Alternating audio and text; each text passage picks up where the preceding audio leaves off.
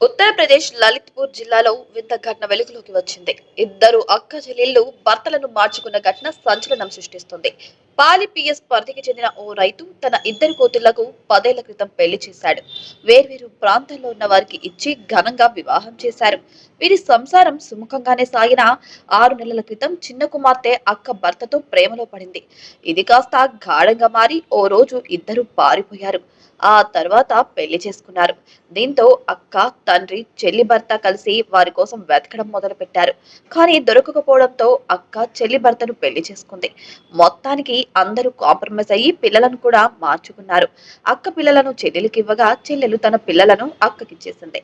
దీంతో విసిగిపోయిన తండ్రి అందరినీ ఇంటి నుంచి తరిమి కొట్టారు. బంధాలు తెంచేసుకున్నట్టు ప్రకటించేశాడు ఆ తండ్రి. ఏదేమైనా సరే ఇలా అక్క చెల్లెళ్ళు వారి భర్తలను మార్చుకోవడం ఇప్పుడు ప్రకంపనలు సృష్టిస్తోంది. ఛీ, ఇంత నీచానికి దిగుతారా అంటూ ప్రజలను ఉమ్మూముతున్నారు. ఏదేమైనా సరే ఇటువంటి దారుణాలు సభ్య సమాజాన్ని ఇంత నీచానికి దారి తీసే విధంగా ఉండడంతో అందరూ వారిని చీకొడుతున్నట్టు తెలుస్తోంది.